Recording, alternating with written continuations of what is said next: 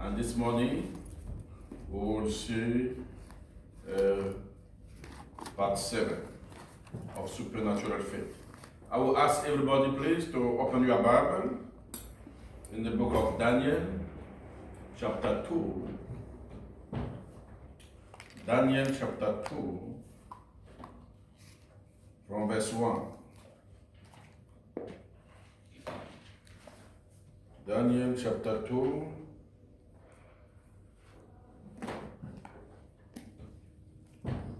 From verse 1. Yes, are you there?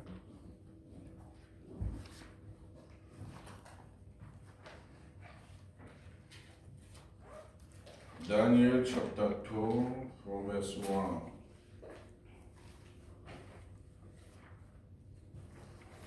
From verse 1 until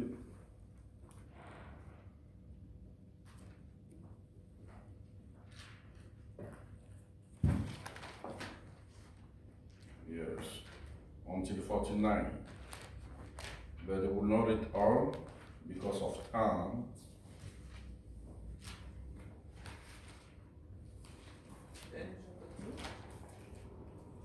Yes, from verse 1.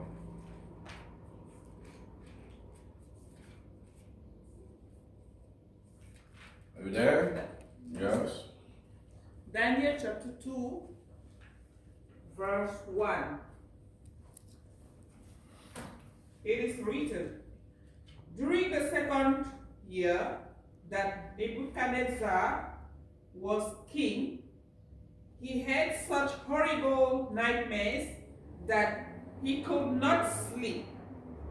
So he called in his counselor, advisor, magician, and wise men, and said, I am disturbed by a dream that I didn't understand, and I want you to explain it. Verse 4. They answered in Aramaic, Your Majesty, we hope you live forever. We are your servants. Please tell us your dream, and we will explain what it means. Verse 5. But the king replied, No, I have made up my mind. If you don't tell me both the dream and its meaning, you will be chopped to pieces and your houses will be torn down. Verse 10. Verse 10. His advisors explained, Your Majesty, you are demanding the impossible. No king, not even the most famous and powerful, has ever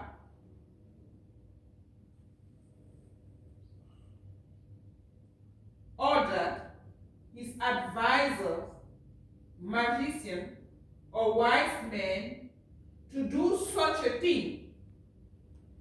It can't be done except by the gods, and they are not living here on earth. Thank you so much. God bless you. It's fine. Yes. When we read this chapter of Daniel, chapter 2 from verse 1, it's very, very deep. And I would like to share with us some few things here. The king of Babylon, Nebuchadnezzar, in that time, was a very, very powerful king, a great king. Now, he had a dream. And that dream was a terrifying dream. That dream was a scary dream. And when he woke up, the dream disappeared from his mind. But what he can remember is that the dream was terrifying. The dream was scary. The dream was a troubled dream. And he wake up and he start to feel bizarre. He start to feel bizarre. So it was like torment by that dream. Because the dream was not an ordinary dream. It was not a simple dream. Sometimes we can have a dream and forget about that, but will not feel anything.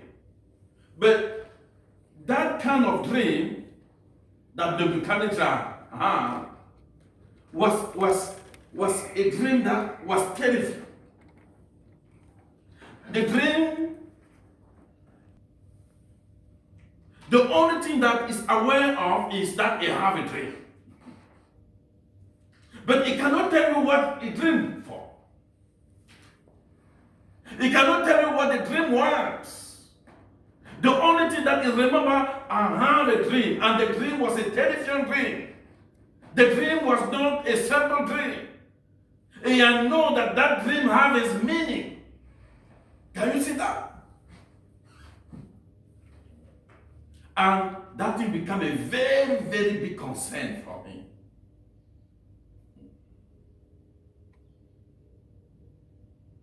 I don't know who is here this morning and have a very big concern in his spirit. I don't know who is here have a big concern in his mind. I don't know who is here and has been concerned about something that is troubling him.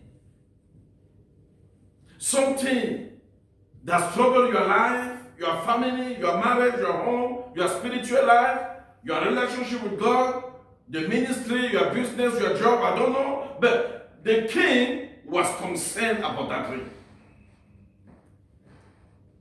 And the Bible said the dream troubled him in the state that he can't sleep anymore. Maybe the problem that you have give you too much headache, give you too much stress, that you can't sleep anymore, that you can't have appetite anymore, that you have lost your joy, your peace, your happiness because of that situation, because of that problem. For the king, his concern was that dream. And the Bible said he could not sleep anymore. He was anxious.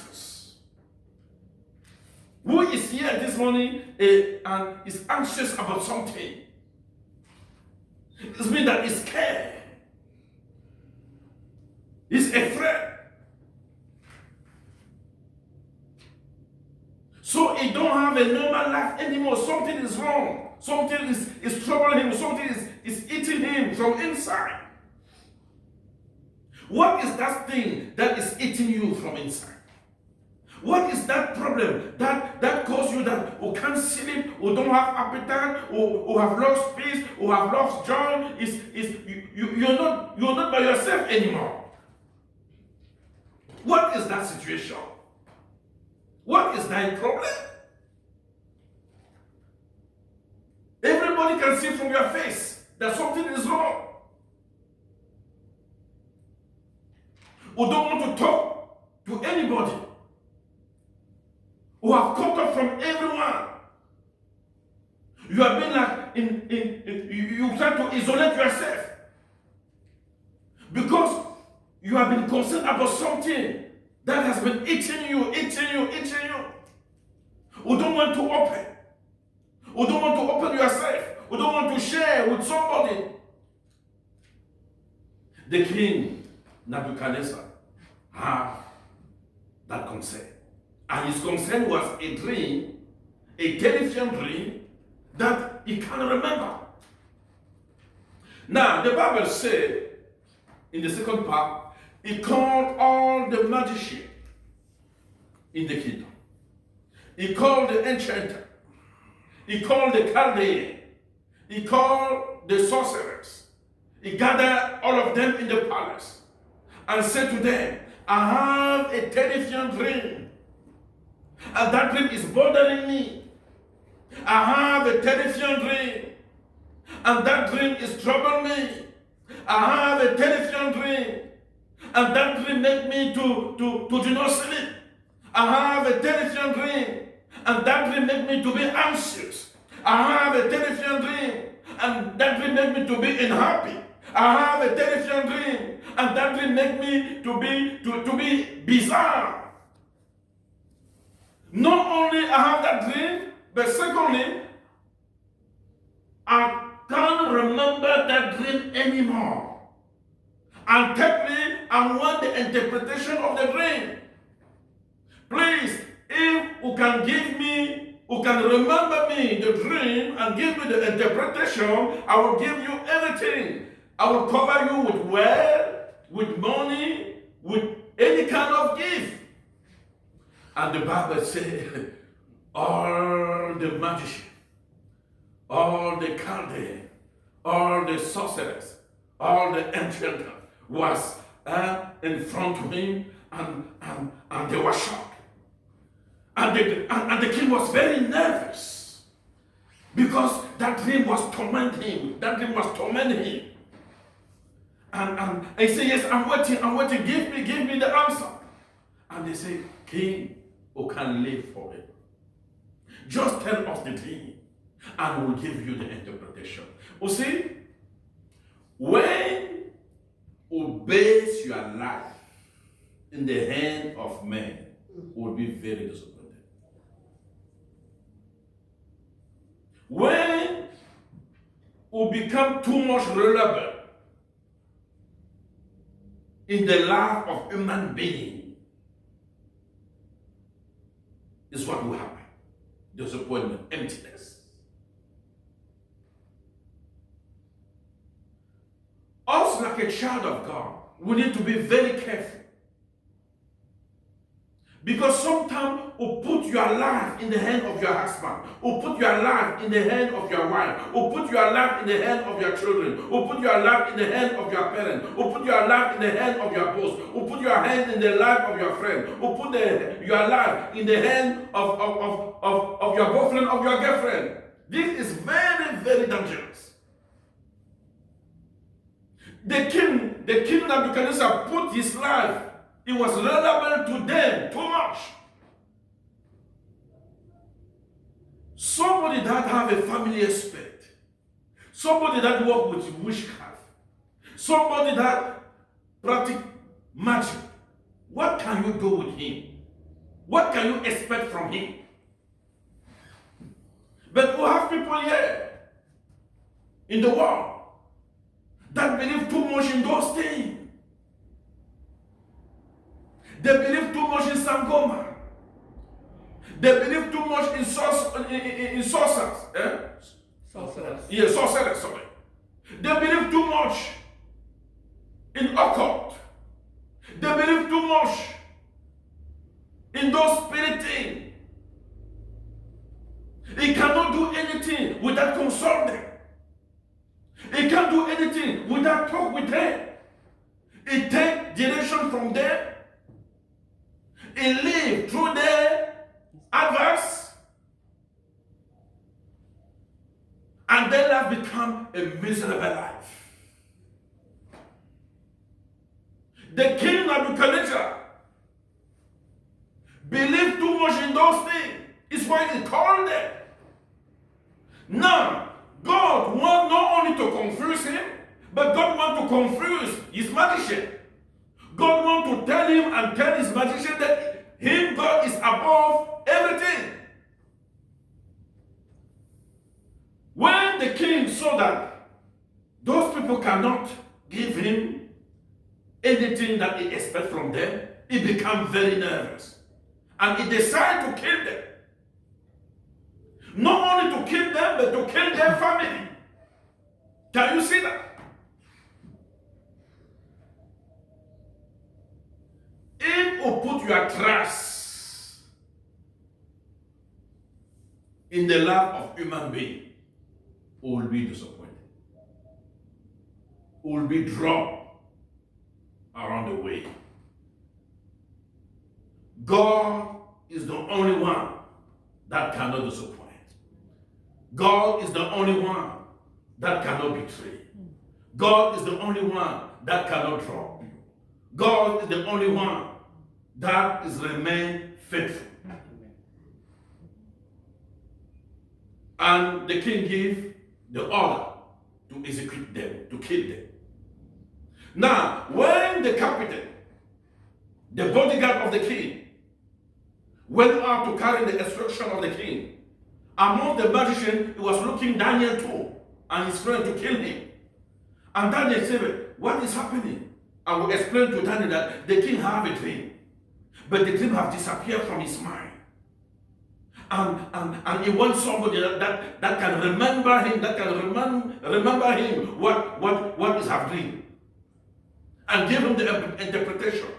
But among the magicians, among the sorcerers, no one is able to do that. It's what the king said, I must kill all of them because they become useless now. Who said? They become useless. They're there in the kingdom, eat my money, eat my food, drink my beer, my drink. But now it's an important task, and no one is able to give me satisfaction. How they can give you satisfaction? Because they're just sorcerers. They're just magicians. They don't have any power. I want to tell you that the devil have a limit. Are you getting me? The devil have a limit. The witchcraft and the wizard have a limit. The magician have a limit. Don't allow people to lie to you, to manipulate you. The devil have a limit. The power of the devil have a limit. When God says, yeah, it's nothing you can do, the devil cannot do anything. The only person that his power don't have a limit is God. Amen. Now, when Daniel approached the man, and the captain, the bodyguard of the king, give the explanation to Daniel, Daniel said, okay, bring me to the king. Bring me to the king. And the bodyguard bring Daniel to the king.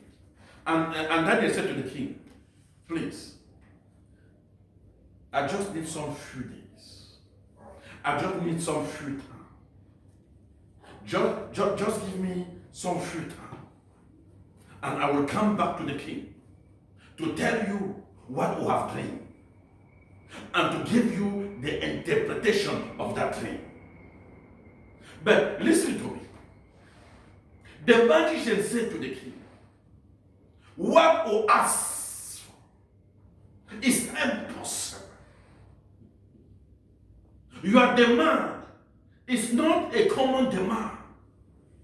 Before you and after you, no king will make that kind of demand. And secondly, they said to the king, what you ask for is unusual. It's unusual. It means that it's not something that human being, it's not something that somebody in this earth can tell you, can give you satisfaction to your demand. And thirdly, they said to the king, what you ask for is only God that can give you the answer. And that kind of God who can't find him in this planet. Can you see that? Who can't find him in this planet. So they was telling the king that they limited, they are limited. Not only they are limited, but the person that gives them the power, that always gives them the power, have his limit too. What I'm trying to tell you, child of God, I'm trying to build your supernatural faith. I try to build your supernatural understanding, your supernatural mind, and your supernatural comprehension. Now, when Daniel left the presence of the king, he went and met his friend and shared what is happening. Because the matter was very serious. It was not a simple matter. The matter was deep. Because it was life or death. And the king was very serious because it was something that was concerning directly. And God arranged it in the way that thing troubled him, torment him, make him anxious, make him nervous. He don't want to see anybody around him. He just want to get satisfaction of that dream. It was a supernatural encounter with God. When God decides to deal with you, when God decides to reveal His another face to you, no, will be shocked. Nothing can give you peace. Nothing can make you to be normal. And Daniel knew that this is God's challenge. He knew that God wants to do something great again. He knew that God wants to reveal His another face to the world, to the king, to the magician, to the enchanter, to the Chaldean, to the sorceress. He knew that God wants to do something new. And he went to his need. He went to his need. He went to his need and started to talk to God. He went to his need and started to apply his supernatural faith.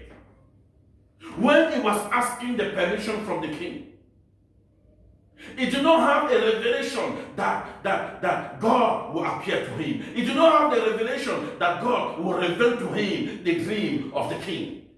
But his supernatural faith carried him to the king. His supernatural faith made him to talk to the king peacefully and with confidence.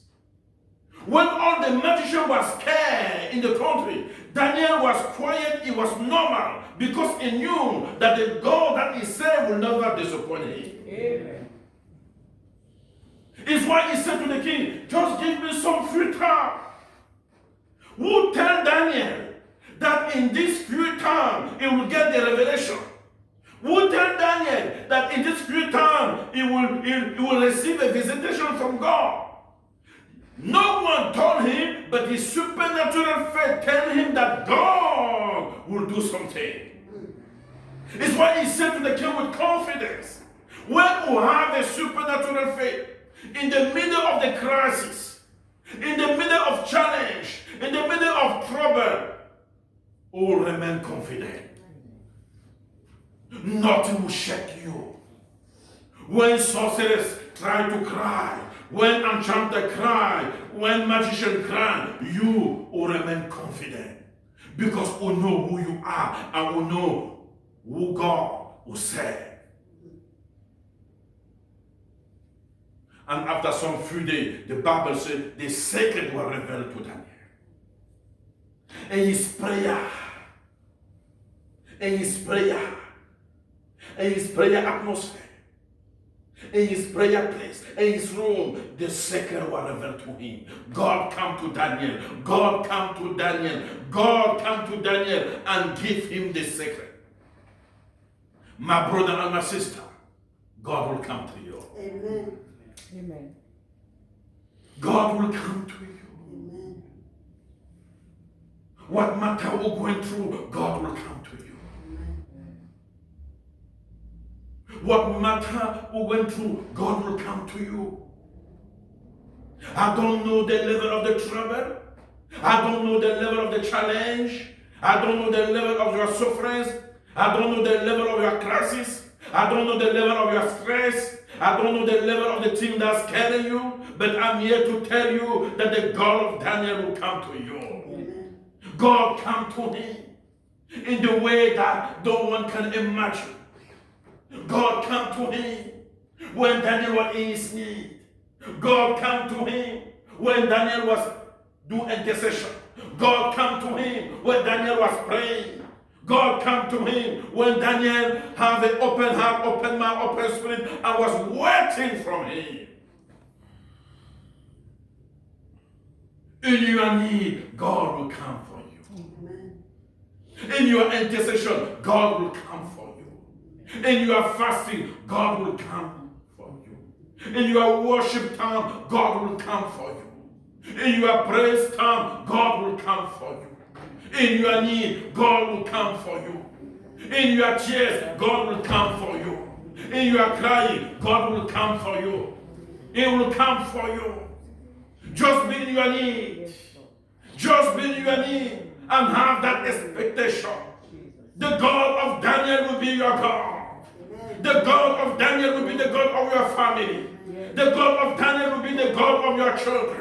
The God of Daniel will be the God of your husband. The God of Daniel will be the God of your wife. The God of Daniel will be the God of your children. The God of Daniel will be the God of your business. The God of Daniel will be the God of your job. The God of Daniel will be the God that will bring miracle in your life.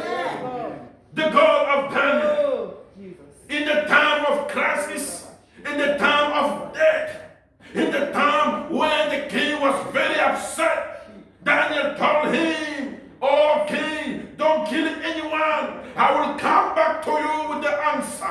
I will come back to you with your dream. I will come back to you with your interpretation. I will come back to you because in you that the God that he served is a supernatural God." Amen? Amen. He said the God that he served is a supernatural God. It will come with a supernatural answer. Who tell you that God cannot come for you? Who tell you that God cannot make a way? They said to the king, "What you ask us is impossible." In this earth, we cannot have a satisfaction. In this earth, we cannot have an answer. But God, Daniel told him, "I will come back to you." Come on. I will come back to you with that impossible answer. I will come back to you with that impossible interpretation. This is what a supernatural faith can do.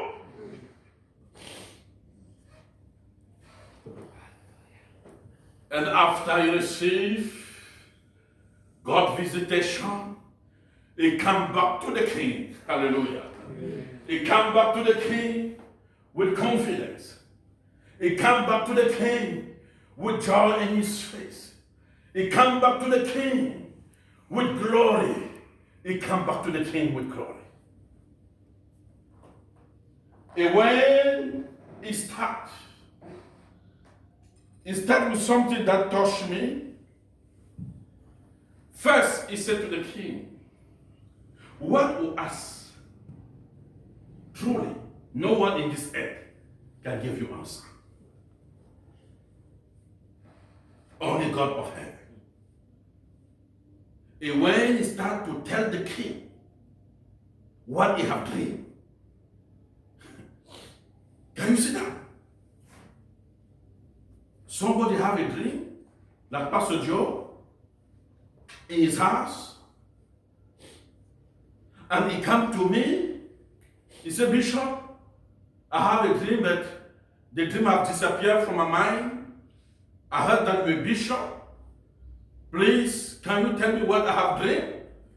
I said, "But Pastor Joe, do you want a problem with me or what?" Huh? But Daniel tell the king what he dreamed. And he give him the interpretation. And the king bowed before Daniel and see in him something great. And reward him with any kind of gift. This is what God can do. With your supernatural faith, who will turn impossible things into be possible. With your supernatural faith, who shall attract a supernatural visitation. with a supernatural faith, Amen. we shall attract a supernatural thing. This is what a supernatural faith can do. Can you close your eyes and ask God to give you the supernatural faith of Daniel? Can you speak to God this morning? Next Sunday, we'll start speak again about supernatural faith. Part 8. God bless you. Thank you. Just start to pray.